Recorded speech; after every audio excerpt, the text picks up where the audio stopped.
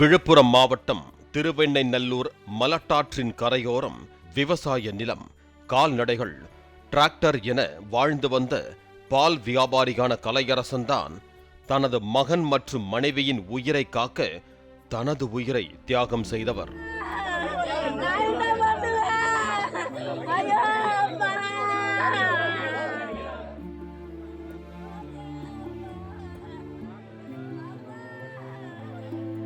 மலட்டாற்று வெள்ளம் திங்கட்கிழமை அதிகாலையில் கலையரசனின் வீட்டையும் சூழ்ந்ததால் மனைவி, மகன் புகழேந்தியுடன் மொட்டை மாடிக்கு சென்றார் கலையரசன்.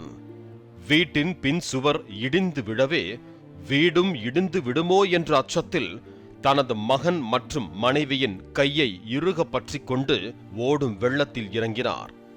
கரையை நோக்கி சென்ற மூவரையும் வெள்ளம் இழுத்துச் சென்றது. வெள்ளத்தின் வேகத்திற்கு தாக்குப்பிடிக்க முடியாமல் கலையரசன் மூழ்கும் நிலை ஏற்பட்டது.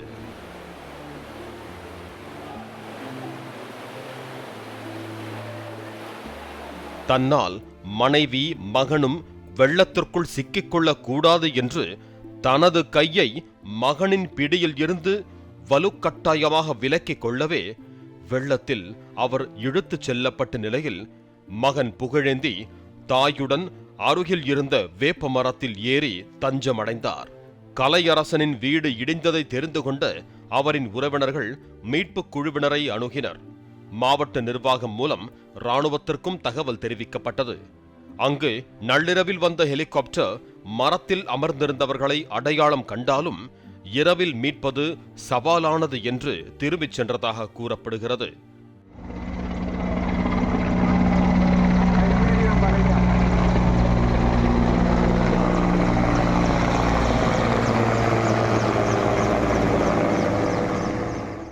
பின்னர் நள்ளிரவு 12:30 மணி அளவில் மீட்புக் குழுவினர் உதவியுடன் ஊர் மக்களே கயிறு கட்டிக்கொண்டு வெள்ள நீரில் இறங்கி தாயையும் மகனையும் மீட்டனர்.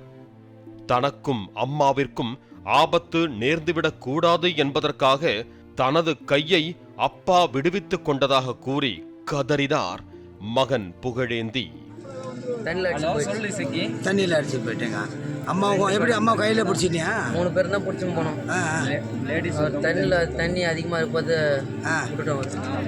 அப்படியா?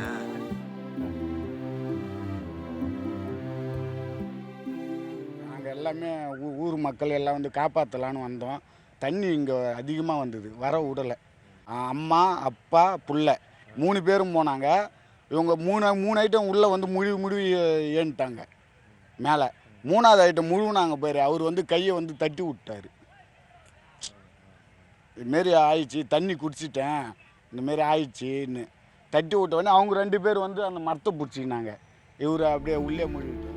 வெள்ளம் அடித்துச் செல்லப்பட்ட பகுதியில் இருந்து சுமார் 1 கிலோமீட்டர் தொலைவில் முட்புதரில் சிக்கி இருந்த கலையரசனின் சடலம் மறுநாள் மீட்கப்பட்டது. கலையரசனின் உயிரிழப்பு வெள்ளத்தால் பாதிக்கப்பட்ட உறவினர்களுக்கு கூடுதல் சோகத்தை ஏற்படுத்தி உள்ளது.